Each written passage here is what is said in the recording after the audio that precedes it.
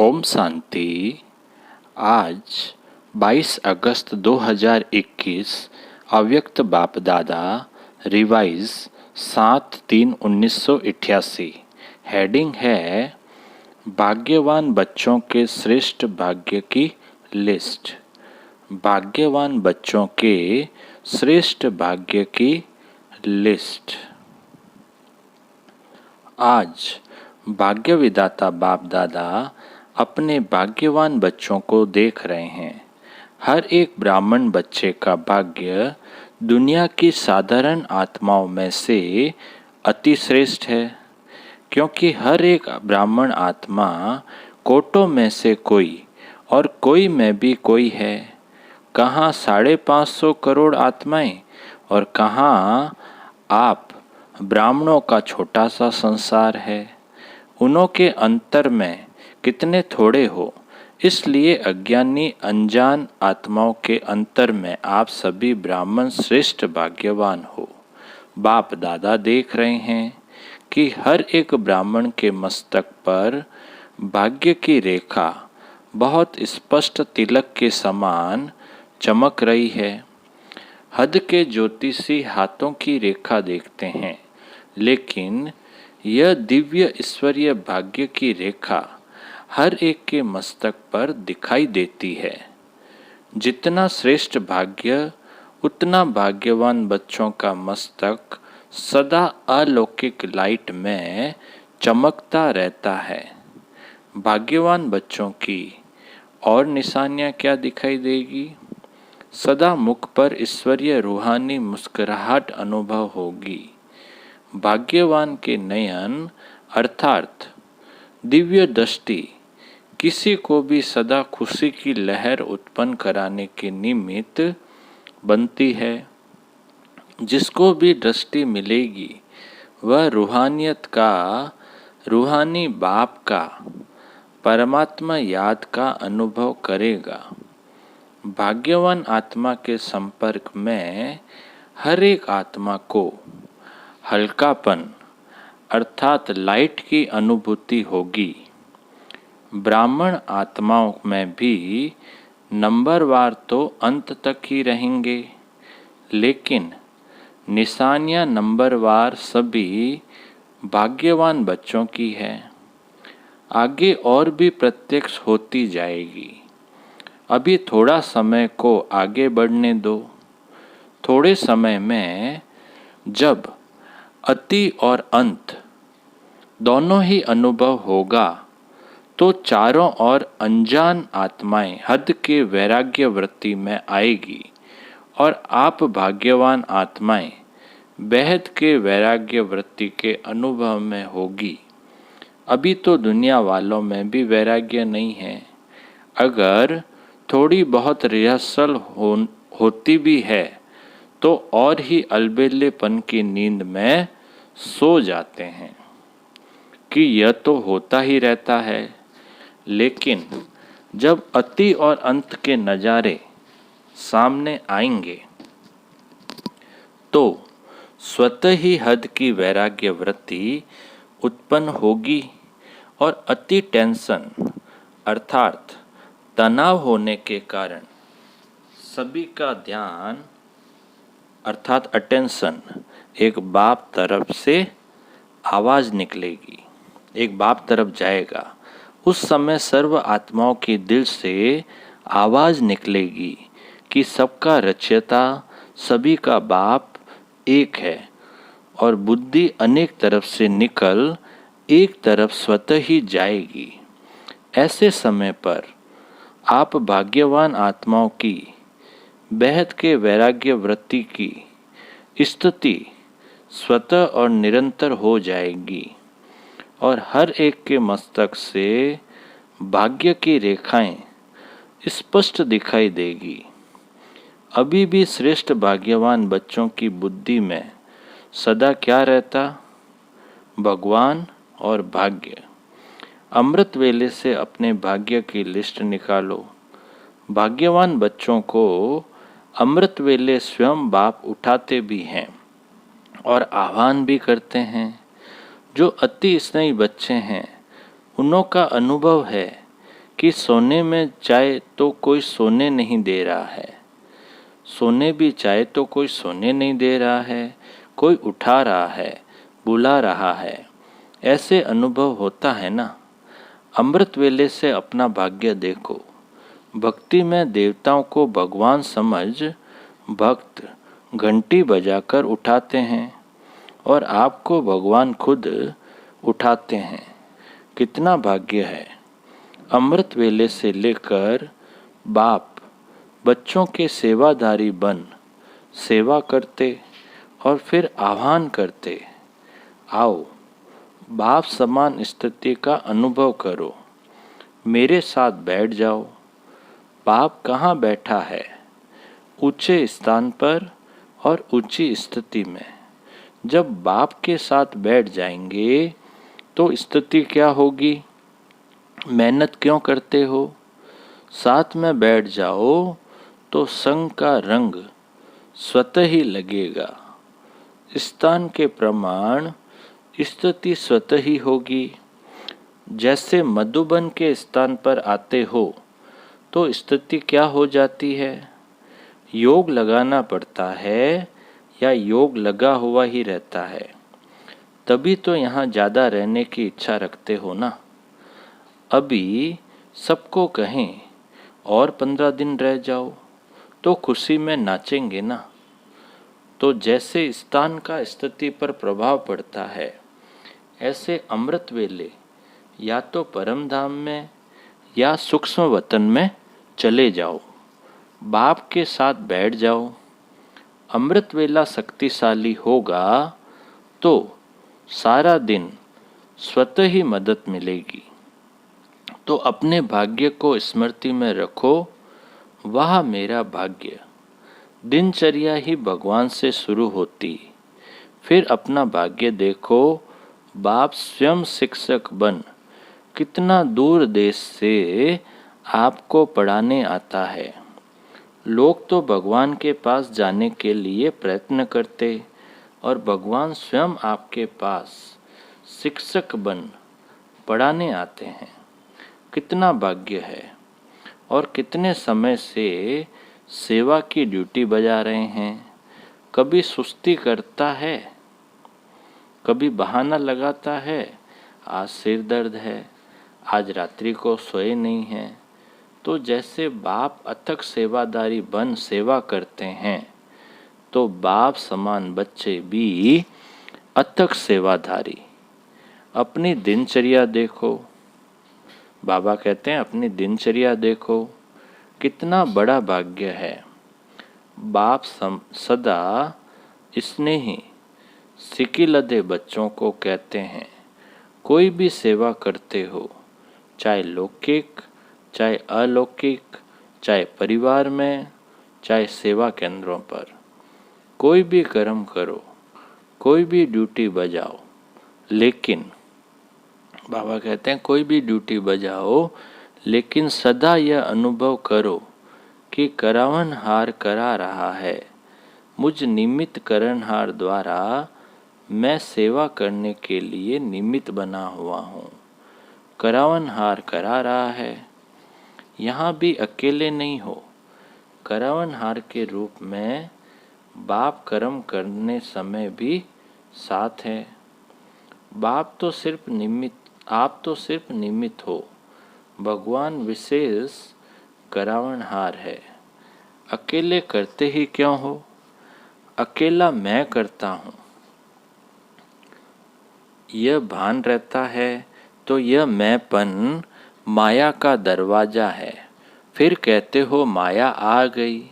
जब दरवाजा खोला तो माया तो इंतजार में है और आपने इंतजाम अच्छा किया। ठीक है ना भाई, माया तो आएगी क्योंकि जब दरवाजा खोला तो माया तो इंतजार में है और आपने इंतजाम अच्छा कर लिया, तो क्यों नहीं आएगी। यह भी अपना भाग्य स्मृति में रखो कि बाप करावन हार हर कर्म में करा रहा है, तो बोझ नहीं होगा। बोझ मालिक पर होता है, साथी जो होते हैं उन पर बोझ नहीं होता। मालिक बन जाते हो तो बोझ आ जाता है। मैं बालक हूँ और मालिक बाप है। मालिक मुझ बालक से करा रहा है। बड़े बन जाते हो तो बड़े दुख आ जाते हैं। बालक बनकर मालिक के डायरेक्शन पर करो।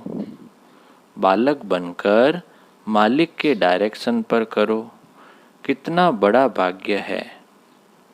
हर कर्म में बाप जिम्मेवार बन हल्का बनाए उड़ा रहे हैं। होता क्या है, जब कोई समस्या आती है तो कहते हो बाबा अभी आप जानो, और जब समस्या समाप्त हो जाती है तो मस्त हो जाते हो। लेकिन ऐसे करो ही क्यों जो समस्या आवे। करावनहार बाप के डायरेक्शन प्रमाण हर कर्म करते चलो तो कर्म भी श्रेष्ठ, और श्रेष्ठ कर्म का फल सदा खुशी, सदा हल्कापन, फरिश्ता जीवन का अनुभव करते रहेंगे। फरिश्ता कर्म के संबंध में आएगा, लेकिन कर्म के बंधन में नहीं बंधेगा। और बाप का संबंध करावनहार का जुटा हुआ है। इसलिए निमित्त भाव में कभी मैंपन का अभिमान नहीं आता है। सदा निर्माण बन निर्माण का कार्य करेंगे तो कितना भाग्य है आपका। और फिर ब्रह्मा भोजन खिलाता कौन है। नाम ही है ब्रह्मा भोजन।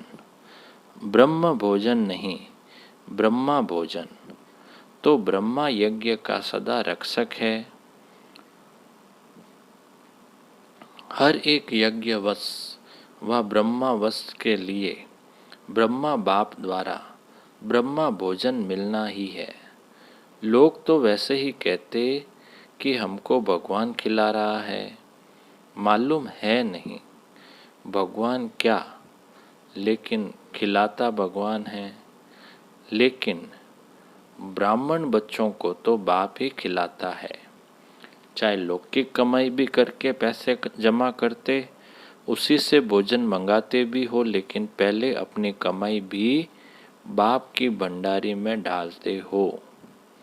बाप की भंडारी भोलानाथ का भंडारा बन जाता है। कभी भी इस विधि को भूलना नहीं, नहीं तो सोचेंगे हम खुद कमाते खुद खाते हैं। वैसे तो ट्रस्टी हो, ट्रस्टी का कुछ नहीं होता है। हम अपना कमाई से खाते हैं। यह संकल्प भी नहीं उठ सकता। जब ट्रस्टी है तो सब बाप के हवाले कर दिया। तेरा हो गया, मेरा नहीं। ट्रस्टी अर्थात तेरा और गृहस्थी अर्थात मेरा। आप कौन हो, गृहस्थी तो नहीं हो ना। भगवान खिला रहा है, ब्रह्मा भोजन मिल रहा है। ब्राह्मण आत्माओं को यह नशा स्वतः ही रहता है और बाप की गारंटी है 21 जन्म ब्राह्मण आत्मा कभी भूखी नहीं रह सकती। बड़े प्यार से दाल रोटी सब्जी खिलाएंगे। यह जन्म भी दाल रोटी प्यार की खाएंगे, मेहनत की नहीं। इसलिए सदा यह स्मृति रखो कि अमृत वेले से लेकर क्या क्या भाग्य प्राप्त है। सारी दिनचर्या सोचो। सुलाते भी बाप है लोरी दे करके। बाप की गोदी में सो जाओ तो थकावट, बीमारी सब भूल जाएगी और आप आराम करेंगे। सिर्फ आह्वान करो, ओ राम आराम, तो आराम आ जाएगी। अकेले सोते हो तो और संकल्प चलते हैं। बाप के साथ याद की गोदी में सो जाओ। मीठे बच्चे, प्यारे बच्चे की लोरी सुनते सुनते सो जाओ। देखो कितना अलौकिक अनुभव होता है। तो अमृत वेले से लेकर रात तक सब भगवान करा रहा है। चलाने वाला चला रहा है, कराने वाला करा रहा है। सदा इस भाग्य को स्मृति में रखो, इमर्ज करो। कोई हद का नशा भी जब तक पीते नहीं तब तक नशा नहीं चढ़ता। ऐसे ही सिर्फ बोतल में रखा हो तो नशा चढ़ेगा। पूछ रिया बाबा, यह भी बुद्धि में समाया हुआ तो है, लेकिन इसको यूज करो। स्मृति में लाना अर्थात पीना, इमर्ज करना, इसको कहते हैं स्मृति स्वरूप बनो। ऐसे नहीं कहा है कि बुद्धि में समाया हुआ रखो, स्मृति स्वरूप बनो। कितने भाग्यवान हो। रोज अपने भाग्य को स्मृति में रख समर्थ बनो और उठते चलो। समझा क्या करना है? डबल विदेशी हद के नशे के तो अनुभवी है। अभी ये बेहद का नशा स्मृति में रखो तो सदा भाग्य की श्रेष्ठ लकीर सर मस्तक पर चमकती रहेगी, स्पष्ट दिखाई देगी। अभी किनों की मर्ज दिखाई देती, किनों की स्पष्ट दिखाई देती है, लेकिन सदा स्मृति में रहेगी तो मस्तक पर चमकती रहेगी, औरों को भी अनुभव कराते रहेंगे। अच्छा, सदा भगवान और भाग्य ऐसे स्मृति स्वरूप समर्थ आत्माओं को सदा हर कर्म में करावनहार बन कर्म करने वाली श्रेष्ठ आत्माओं को सदा अमृत वेले बाप के साथ ऊंचे स्थान, ऊंची स्थिति पर स्थित रहने वाले भाग्यवान बच्चों को सदा अपने मस्तक द्वारा श्रेष्ठ भाग्य की रेखाएं औरों को अनुभव कराने वाले विशेष ब्राह्मणों को बाप दादा का याद प्यार और नमस्ते नमस्ते नमस्ते। हम रूहानी बच्चों की भी रूहानी बाप दादा को याद प्यार, गुड मॉर्निंग और नमस्ते नमस्ते नमस्ते सदा रहेंगे। हंसते हंसते बन जाएंगे फरिश्ते। वाह बाबा वाह, वह मेरा भाग्य। अब विदाई के समय दादी जानकी बम्बई तथा कुरुक्षेत्र सेवा पर जाने की छुट्टी ले रही है। दादी जानकी जी बम्बई और कुरुक्षेत्र जाने की छुट्टी ले रही है। महारथियों के पाँव में सेवा का चक्र तो है ही। जहाँ जाते हैं वहाँ सेवा के बिना तो कुछ होता नहीं, चाहे किस कारण से भी जाए, लेकिन सेवा समाई हुई है। हर कदम में सेवा के सिवाय कुछ है ही नहीं। अगर चलते भी हैं तो चलते हुए भी सेवा है। अगर खाना भी खाते हैं, किसको बुला के खिला देते हैं, स्नेह से स्वीकार करते हैं, तो यह भी सेवा हो गई। उठते बैठते चलते सेवा ही सेवा है। ऐसे सेवादारी हो, सेवा का चांस मिलना भी भाग्य की निशानी है। बड़े चक्रवर्ती बनना है तो सेवा का चक्र भी बड़ा है। अच्छा, वरदान है। तमोगुणी वायुमंडल में अपनी स्थिति एक रस अचल अडोल रखने वाले मास्टर सर्वशक्तिमान भव। तमोगुणी वायुमंडल में अपनी स्थिति एक रस अचल अडोल रखने वाले मास्टर सर्वशक्तिमान भव। विस्तार। दिन प्रतिदिन परिस्थितियां अति तमोप्रधान बनती है। वायुमंडल और भी बिगड़ने वाला है। ऐसे वायुमंडल में कमल पुष्प समान न्यारे रहना, अपनी स्थिति सतोप्रधान बनाना, इसके लिए इतनी हिम्मत व शक्ति की आवश्यकता है। जब यह वरदान स्मृति में रहता कि मैं मास्टर सर्वशक्तिमान हूँ, तो चाहे प्रकृति द्वारा, चाहे लौकिक संबंध द्वारा, चाहे देवी परिवार द्वारा कोई भी परीक्षा आ जाए, उसमें सदा एक रस अचल अडोल रहेंगे। स्लोगन है, वरदाता बाप को अपना सच्चा साथी बना लो तो वरदानों से झोली भरी रहेगी। वरदाता बाप को अपना सच्चा साथी बना लो तो वरदानों से झोली भरी रहेगी। अच्छा, ओम शांति।